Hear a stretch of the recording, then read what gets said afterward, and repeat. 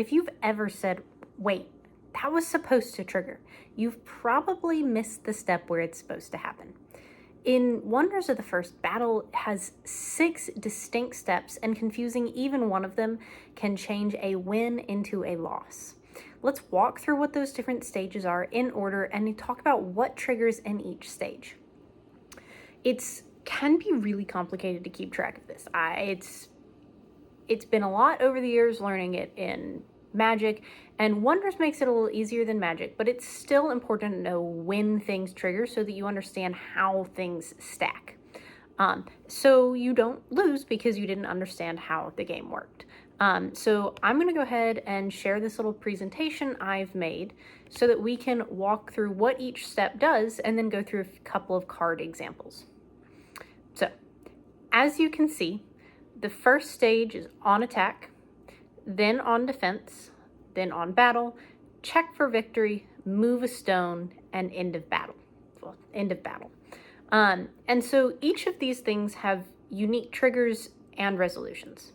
And if you don't know what I'm talking about with triggers and resolutions, pretty much anything that happens on a card, like an on battle ability, a keyword ability like flying or seek, they all have triggers, which is when the ability is brought into play, and resolution when the ability plays out. And they don't always happen at the exact same time. We'll talk about a couple examples of that today. So just know that when I'm talking about triggering, that's when the ability comes into play, and resolution is when the ability plays out. And so in stage 1, the on attack phase, this is when on attack things are triggered and resolved. So if you have a little ability that says on attack +2, in the on attack phase, it will get +2, and it will be triggered and resolved right there. There are a couple of abilities. I don't think anything that is specifically on attack doesn't resolve right then. Flying is considered an on attack ability. However, it is only triggered in the on attack phase. It will not resolve until later. Additionally, any card that says when X attacks, X is insert something here, is triggered. So an equipment might say when equipped creature attacks, blah, blah, blah, blah, blah. We're going to look at an example that says when opponent wonder attacks, do X.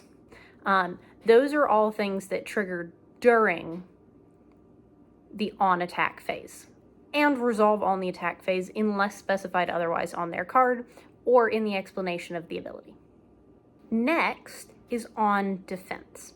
This is very similar to the on attack triggers. When something says on defense, it should trigger on the on defense stage and resolve itself.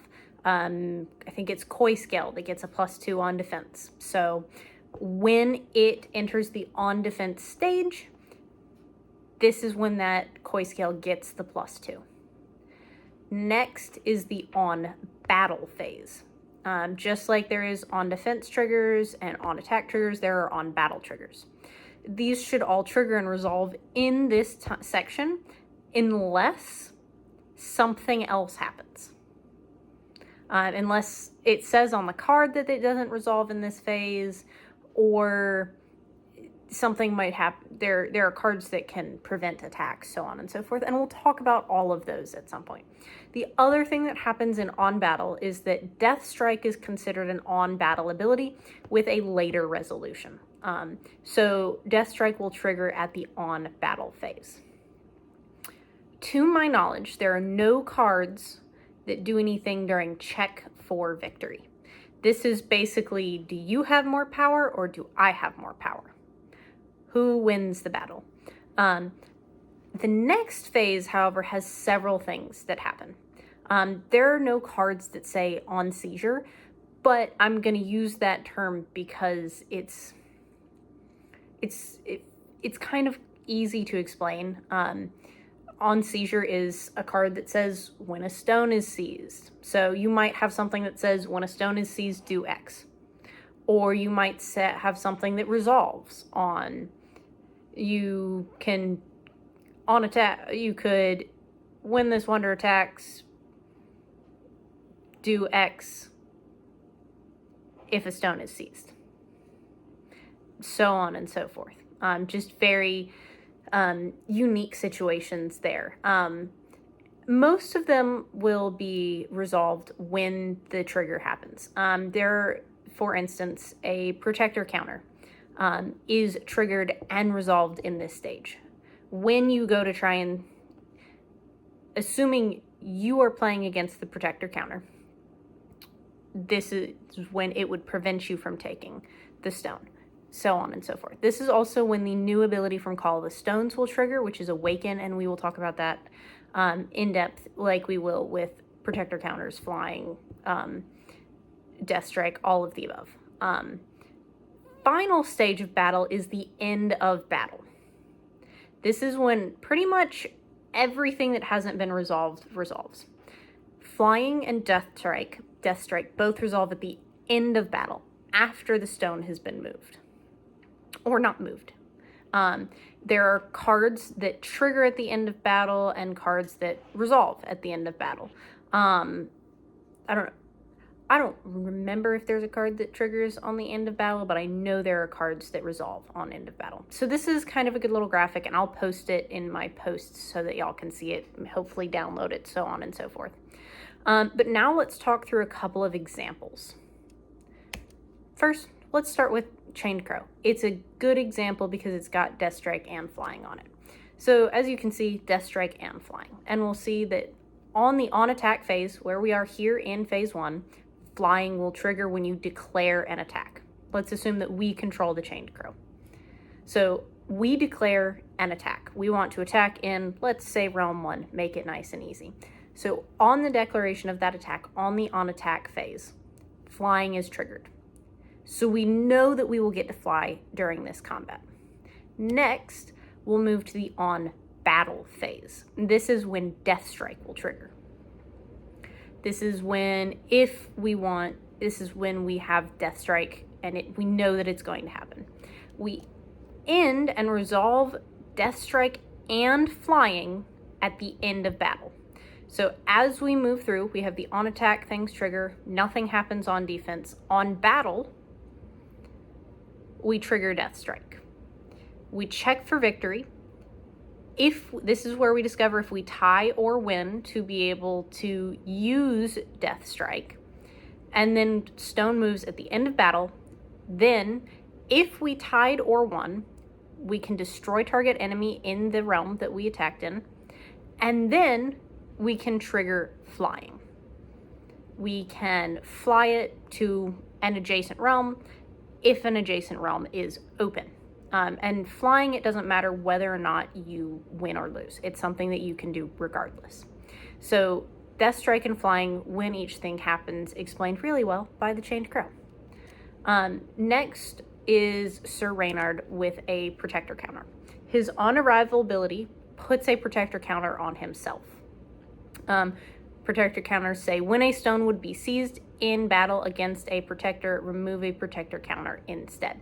So nothing for him triggers on attack, on defense, on battle, check for victory until we get to move a stone. This is when you would go, okay, I control Sir Reynard, but my opponent beat me in check for victory. So they should get the stone from me. They should seize the stone from me.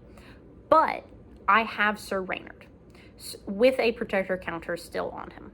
So instead of your opponent getting the stone, you will, in this move a stone phase, remove the protector counter from Sir Reynard, and they won't get the stone, and then you'll move to the end of battle. Protector counters trigger and resolve in the move a stone phase. Another move the stone phase trigger is Cinder Maw the Scalder. When a stone is seized from you, you may put this from your hand into that realm for no cost if you have Sulfera Link. If you do, sacrifice it at the end of the round, Flying. So Cinder Maw, if on the battlefield, in combat, on Flying would trigger on attack, resolve it into battle, but that's not the ability we're talking about right now. We are talking about this, whenever a stone is seized from you, you may put this from your hand into that realm for no cost if you have Sulfera Link, if you do sacrifice it at the end of the round. So for my not super card reading friendly people, let's talk about what this card is saying. So whenever a stone is seized from you, that occurs in the move a stone phase. So we know that this is when this resolves. Triggers and resolves. So if your opponent sees a stone from you, we may, as in we have the choice, put Cinder Maw from our hand into the realm where the stone was seized for no cost if we have Sulfera Link. So we can basically play Cinder Maw for free if we have Sulfera Link when a stone is seized from us. But if we do, we must sacrifice Cinder Maw at the end of the round. It's a fun card, got some really interesting abilities. I've seen it played really well over a couple of games. Just a really fun card, but it's a really interesting combat interaction and something to look at when you're looking at how do you look at triggers in combat. There's also Baby Stonehorn is the example we have where we can fully see the new Awaken ability. So Awaken is if you seized a stone this round, this is awakened. So unless I'm crazy, what that means is if you have seized a stone in the round that you are playing, the card gets its Awaken ability. So for Baby Stonehorn, if this is the first stone that we seized this round, not this turn, this round. So round is at the grouping where each realm opens up, if you're not aware. The first stone you seize each round will trigger Awaken. And so if you have any cards with Awaken, or you play any cards with Awaken, then their Awaken abilities will be active. They will be triggered by that first stone and presumably will resolve at that time, although technically if a card comes in afterwards, it would resolve based on, the ability would become active based on the fact that you have already seized a stone that realm. But when you seize your first stone, Baby Stonehorn will automatically get +2 for each wonder here. Nice and easy. Some of these get a little bit more complicated though, like Tremendous Automatic Sentinel. This card, we are going to assume that we control it, and it says whenever an opponent, I gotta move so I can read this. Whenever an opponent attacks in this realm or an adjacent realm, put 20 -1 counters on target enemy wonder in that realm at the end of battle. So this does trigger on attack. If we are the controller of this card, this does trigger on attack, but it is not our attack. It is when when our opponent attacks. So it's still an on attack trigger, it's just not our cards attacking. And it is specified that it needs to be this realm or an adjacent realm. Now, so we see that Tremendous Automatic Sentinel triggers on attack, and then it resolves on end of battle. That's where this put 20 -1 counters on target enemy in that realm at the end of battle is important. That at the end of battle tells us that this card resolves at the end of battle. Surprise, surprise, English tells us what to do. But that's a really good example of a card that's not as simple, cut and dry as a keyword ability that says it triggers at this and it resolves at this. The card itself tells you what to do. So I think it's a good example to walk through because it's one of the more complicated versions of these interactions. And so another card that we should be aware of is how things like Stoic Temple Guardian can work. Opponents can't seize a stone in this realm unless they are attacking with 2 or more wonders. So what does that mean? When does this resolve? Well, we'll see an example of what not being able to attack looks like very shortly. This simply says that they can't seize a stone. So everything prior, all on attack triggers, all defense triggers, all on battle triggers, still trigger. They still happen. But when you get to the move a stone phase, if your opponent only attacked with one wonder, they can't seize the stone. So they wouldn't be able to do that. This card prevents that from happening. But if you had Death Strike or Flying, those would still trigger in the on attack or on battle phase and allow you to take advantage of those abilities to move around or destroy a card. So that's why it's important to know this stops the seizure versus stopping the attack. So an example of a card that stops an attack is, I'm going to butcher the pronunciation of this, Gyroy Cygnus. Each round, enemies can't attack more than once in each realm. Ascend, this gets +4. So in situations where this card is relevant, it prevents the attack, which prevents defense, battle, check, move, end of battle. So in the case that enemies have already attacked in realm 1, they will be prevented from attacking again in realm 1. That means that they can't trigger Flying or Death Strike or any of the battle on attack, on defense, on battle triggers that they might want to trigger. Sometimes people attack in a realm even if they know they're going to lose to be able to get those triggers. This prevents that from happening. It also prevents people from seizing the stone. But it's important to note that preventing an attack does something different than preventing a stone seizure. Another example of preventing an attack is the Light Forge, but it's done a little differently. The Light Forge reads, if you control 3 or fewer stones, opponents can't attack in this realm unless they give you 1 energy or 1 action. So this one is a little bit more dependent. To be able to prevent the attack, 2 things have to happen / not happen. First, in order to be able to even try and prevent it, you have to control 3 or fewer stones. That's important. If you have 4 stones, this card does nothing for you. Which, some of us would love to control 4 stones. That's how you win the game. But sometimes, being able to maintain control over 3, especially if you control realm 1, matters more. The other thing is, opponents can't attack in this realm unless they give you 1 energy or 1 action. So they can still attack if they're willing to pay the price. So we check all these conditions before the on-attack triggers can happen. Somebody can say, well, I want to attack in realm 1 where the Light Forge is. And you can go, okay, I control 3 or fewer stones. You gonna pay the price? And then they have to decide whether they want to pay 1 energy or 1 action and get to attack. So this one is all about, are they willing to pay the price to try and get the stone?